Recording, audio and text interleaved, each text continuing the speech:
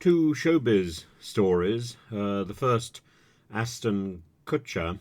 Aston Kutcher and his wife Mila Kunis had given character references to this fellow who had been on the Fox sitcom That 70s Show with them, a fellow called Michael Kelso. And Michael Kelso went around the place calling himself Donkey something or other. I mean, it's sort of distasteful, really. And he'd been found guilty. And your first thought ought to be for the victims of his behaviour, and yet Aston Kutcher and his wife wrote character references saying he's a great guy. It's such a mistake. Anyway, the references became public, and he is now resigned from the anti-child sex abuse organisation that he co-founded, and the whole problem is that no matter what he says, no matter what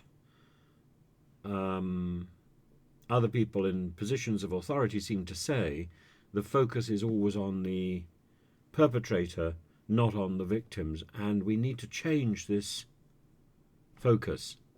And Aston Kutcher is such an odd man, really, and it shouldn't come as a great surprise that he's fouled up in this situation, writing a character reference for a scurrilous Scientologist after he had been found guilty. That's the real issue. Now, of course, one should have sympathy and concern for convicts and for their well-being, but the first concern must be for their victims. And if somebody has been found guilty of sexual abuse, you don't turn around and you say, oh, he's a great guy. He's not a great guy. People have suffered because of his behaviour. The other celebrity news is that Hugh Jackman and his wife have separated.